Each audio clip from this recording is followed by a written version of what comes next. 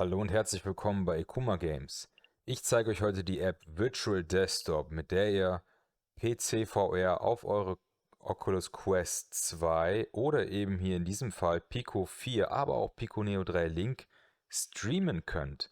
Natürlich gibt es Methoden von den Herstellern selbst. Es gibt den Streaming Assistant von Pico oder Airlink von der Quest, aber Virtual Desktop gibt es schon eine Weile und hat sich einfach etabliert, weil da schon ein paar Funktionen dabei sind, die sehr interessant sind und generell einfach sehr stabil läuft. Ich befinde mich hier schon im virtuellen Home Theater und ich finde, es sieht auch schon ganz schick aus. Ich zeige euch, wie das Ganze hier installiert wird und welche Funktion die App euch bietet. So, wir fangen einfach mal an. Ihr seht hier schon, mein Desktop ist schon da. Ich mache alles gerade von Virtual Desktop aus. Mein PC ist verbunden und ich kann hier meinen PC steuern. Was ihr als allererstes braucht, um Virtual Desktop zu benutzen, ist Virtual Desktop die Streamer App. Die könnt ihr euch erstmal umsonst runterladen. Da geht ihr hier auf das Windows-Symbol hier oder das Apple-Symbol, Download Streamer App. Linux-Support gibt es leider nicht. Das Ganze speichert ihr ab und installiert dann diese Virtual Desktop.Streamer Setup Exe. Wenn ihr die installiert habt, dann, ich gehe mal auf meinen anderen Bildschirm, dafür drücke ich hier die Y-Taste. Boom. Ist im Hochkantformat mein Bildschirm, deswegen sieht das hier so ein bisschen weird aus. Habt ihr hier diese Streamer-App. Die stelle ich euch erstmal vor. Da gibt es hier einmal Accounts, da müsstet ihr euren Oculus-Account oder eben euer Pico-Account hier eintragen. Dann macht ihr einmal auf Change. Ich bin jetzt verbunden, jetzt möchte er nicht, dass ich das mache. Und da trägt ihr dann eben euren Accountnamen ein. Das ist wichtig, um das später zu benutzen. Dann gibt es hier unter Options ein paar Einstellungen. Preferred Codec solltet ihr auf automatisch lassen. Es ist immer besser, wenn es HEVC-Codec nutzt statt H264, aber bei automatisch wählt er einfach das bestmögliche, je nachdem, welche Grafikkarte ihr habt. Und Use Virtual Audio Driver lassen wir dran. Die meisten Sachen könnt ihr auch so lassen. Ihr könnt natürlich jetzt entscheiden, ob ihr im Windows starten wollt oder das minimiert starten soll und so weiter. Genau, dann gibt es hier Videos. Da könnt ihr einen Folder, also einen Ordner, euch vorab aussuchen, wo ihr Videos drauf speichern könnt, um sie dann hier in Virtual Desktop in eurem VR-Headset zu benutzen. So, das ist auch schon das Einzige, was ihr am PC machen müsst, um das Ganze jetzt zu installieren auf eurem Headset. Müsst ihr in euren Store, ich gehe jetzt hier zum Beispiel in den Pico Store, dafür müsste ich Virtual Desktop beenden, das ist natürlich blöd. Gut, dann halt eben nicht. Vielleicht blende ich das hier kurz ein. In eurem Pico Store müsst ihr dann einfach Virtual Desktop kaufen. Das Ganze kostet 20 Euro. Bei der Oculus Quest ist es in dem Fall eben im Oculus Quest Store oder jetzt heißt der Meta Store wahrscheinlich, keine Ahnung. Da müsst ihr das auch kaufen und dann eben ausführen. Voraussetzung für Virtual Desktop ist, dass ihr eine Wireless-Verbindung mit eurem Router habt. Der PC sollte mit einem LAN-Kabel verbunden sein, eben für die beste Voraussetzung. Es würde auch gehen, wenn er im WLAN ist, aber im LAN funktioniert es besser. Ihr braucht auf jeden Fall einen 5 GHz Router und im besten Fall ist er Wi-Fi 6 kompatibel. Dann schauen wir uns doch mal an, welche Funktion die App selbst hat. Also wir haben hier ganz oben einmal den Bereich Computer. Also ich habe das hier aufgerufen, indem ich hier die Hamburger-Taste drücke in der Pico. Zack. Dann habt ihr einmal eure Computer. Ihr könnt mehrere Computer quasi verbinden, die ihr dann hier durchschaltet, wenn ihr dann so viele Computer habt, um die wireless zu benutzen. Meiner ist jetzt verbunden, der verbindet sich dann auch automatisch, wenn ich die App starte. Dann habt ihr hier Environments. Ich habe hier dieses Home Theater. Was auch cool ist euch vielleicht aufgefallen, hier gibt es so Dynamic Lighting. Das zeigt quasi, wie das Licht hier, ihr seht das im Hintergrund, verändert sich das Licht im Raum. Super geiles Feature. Aber ihr könnt auch einfach hier das Black Void nehmen und hier ein kleines virtuelles Display haben, was ihr euch dann hier hinstellen könnt. Da könnt ihr auch die Größe ändern und wie gesagt hin und her schalten zwischen meinem Hochkant-Bildschirm. Hier könnt ihr auch die Größe, die Höhe ändern oder eben die Distanz ganz nah dran oder ganz weit weg, wie ihr mögt. Oder eben die Curvature hier kann ich das Ganze in der Kurve anzeigen lassen sozusagen. Genau. Oder auch hier Headlock, dann ist es an meinem Kopf mehr oder weniger verbunden. Geht so ein bisschen hinterher, wie ihr das eben braucht. So, aber ich finde das langweilig. Ich mag diese Home Cinemas, wobei ich diesen Purple Nebula auch ganz cool finde hier. Ist auch schön. Aber besser finde ich die Cinemas. Hier Dark Cinema ist zum Beispiel auch nicht schlecht. Da sieht man nicht so viel von der Umgebung. Ist halt dark. Aber wenn ihr ein Video startet oder so, dann seht ihr ganz viel von dem Licht. Das ist ganz cool. Das zeige ich euch aber gleich. Wir machen mal, ja, nehmen wir mal den hier Personal Theater. Ein einziger Stuhl direkt in der Mitte, wer es sich leisten kann. Gut, hier habt ihr dann den Games-Tab. Wenn ihr Steam VR oder Oculus installiert habt am PC und eure Spiele installiert habt, dann werden die Spiele hier angezeigt und ihr solltet die Spiele auch hier starten von der Brille aus. Das wird so empfohlen, damit ihr eben die gleich passenden Einstellungen verwendet. Ihr könntet theoretisch auch durch Steam VR die Spiele starten oder so, aber am besten gleich von hier. Der kennt auch, welche Spiele ihr habt und zeigt dir die hier dann an. Es funktioniert übrigens auch Oculus-Spiele, wo ich hier ein Pico-Headset habe. Könnt ihr, wenn ihr Oculus installiert habt und einen Oculus bzw. Meta-Account habt und die Spiele installiert habt, könnt ihr die von hier aus auch starten. Ganz cool.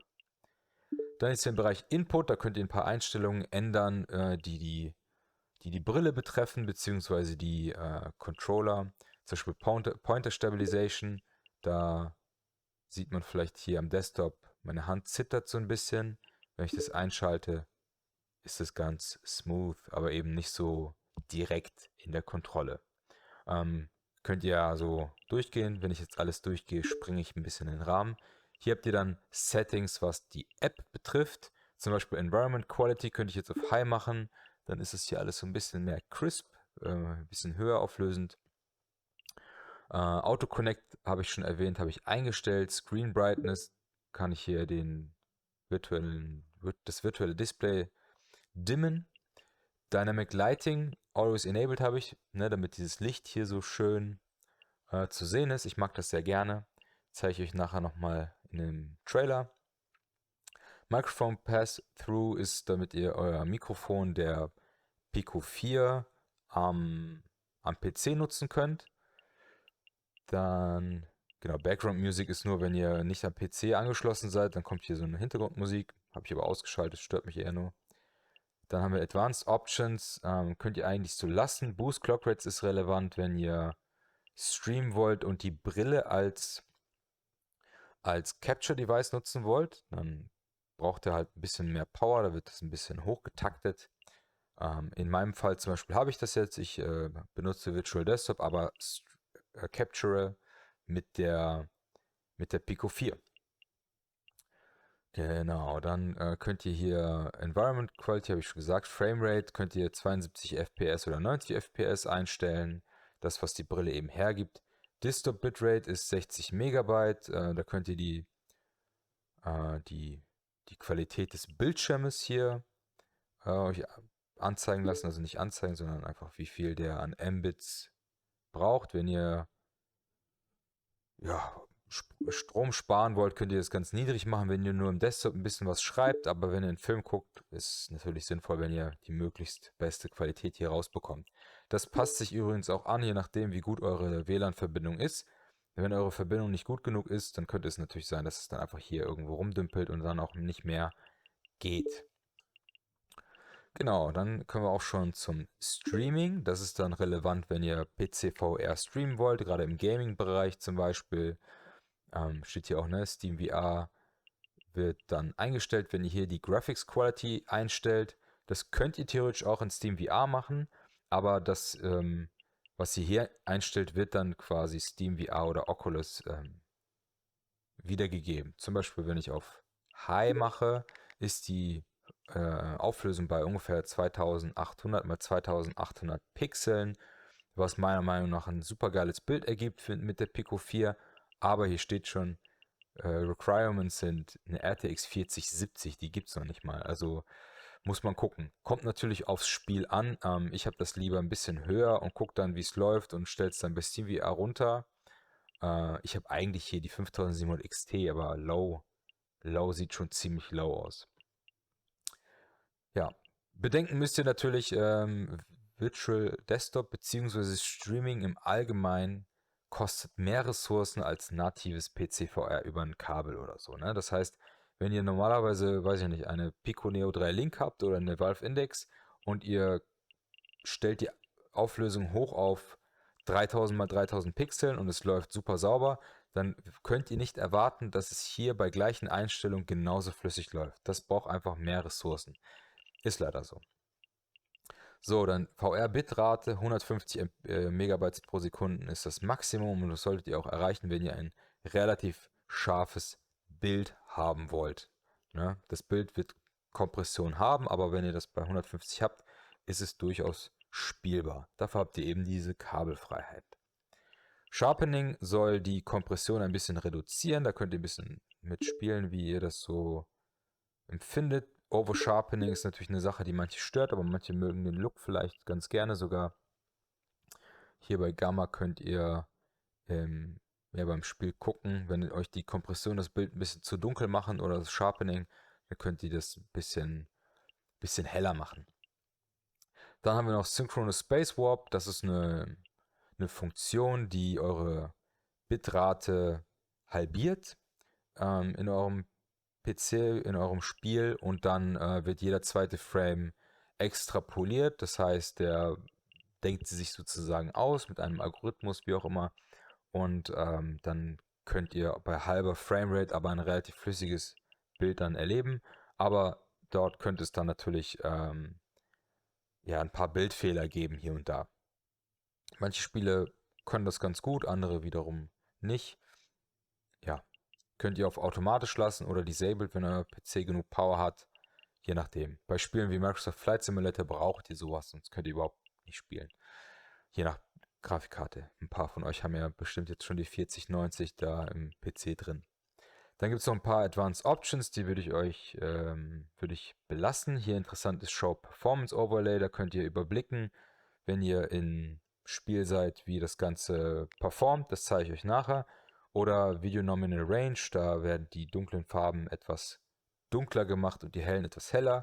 Gibt euch so eine Art, ja, ich nenne es immer liebevoll Fake HDR. Das sieht dann einfach ein bisschen kräftiger aus, aber nicht immer sieht das gut aus. Dann habt ihr hier die Videos-Funktion. Wie gesagt, da wird der Ordner, der euch angezeigt wurde am PC, wird dann hierhin übertragen sozusagen. Aber ihr könnt auch Sachen aus eurem Headset, also hier auf der Brille, Videos euch anzeigen lassen, die ihr dann starten könnt. Wenn ihr zum Beispiel, ja, weiß nicht, einen Trailer habt. Ich habe jetzt hier ein paar Trailer als Beispiel, zeige ich euch gleich.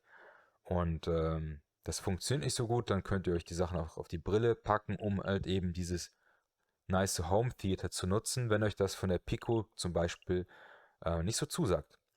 Ja, wir schauen uns mal den Super Mario Bros. Trailer an. Den finde ich nämlich super interessant, was das angeht. Mit den Farben. Ne, könnt ihr das sehen? Gehen wir mal zurück. Ich glaube, bei dem anderen Theater war das ein bisschen deutlicher zu sehen. Hier beim Home Theater. So. Genau. Jetzt achtet mal drauf, wenn Feuer kommt, was hier mit dem Raum passiert.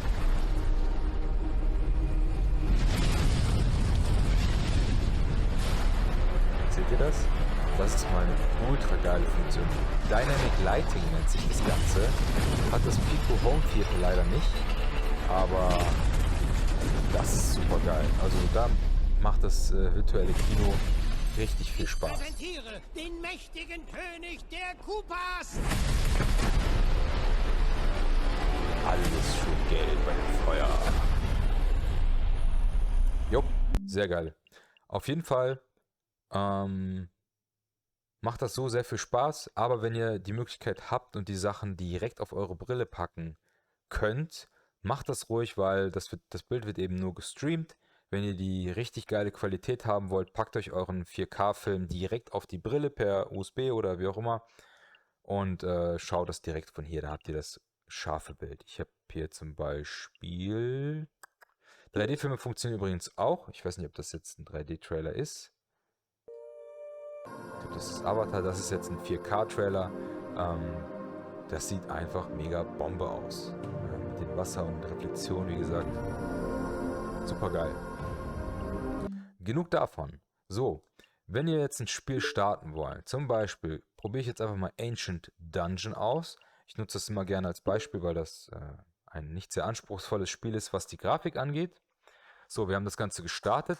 Jetzt, wir sehen ja unseren Desktop hier, sehen wir, dass das Spiel gestartet ist. Ich bin automatisch in Steam VR drinne. Ich habe hier unten mein Performance Overlay vor mir. Das Spiel lädt. So, jetzt bin ich schon im Spiel und kann ein neues Level starten. Genau. So, jetzt bin ich bei Graphics Quality High und da können wir jetzt auch hier schon sehen, in Steam VR ist die Grafik bei 2880 x 2880. Das ist eine ganze Menge für meine Grafikkarte, selbst bei diesem Spiel.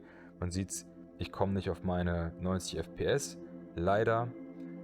Komischerweise habe ich auch gerade den 264 Codec. Sollte eigentlich HEVC sein, damit sieht das Bild nochmal besser aus. Aber könnt ihr sonst eben manuell einstellen, wenn ihr euch sicher seid, dass es funktioniert. Latenz bin ich bei 40 Millisekunden, weil mein PC einfach gerade zu knabbern hat an der hohen Auflösung.